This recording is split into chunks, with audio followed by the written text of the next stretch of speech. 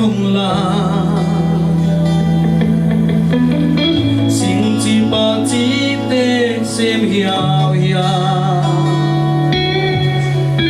theo na tê hồng xem linh xiang xiang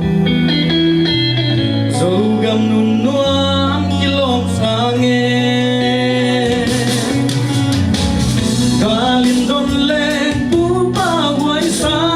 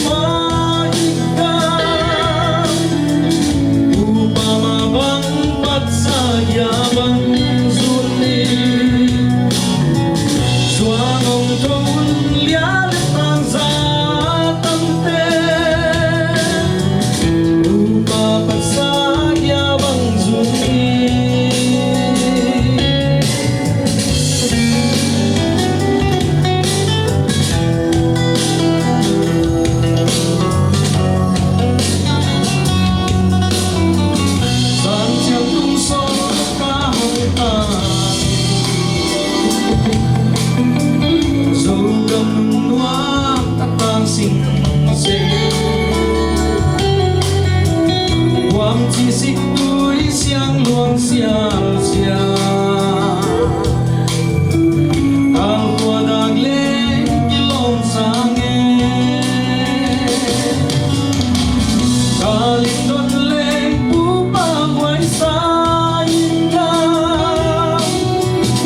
sẽ lùng mòn và những tu bàn cái sâu ta sẽ nụ qua lo xuống lâu đi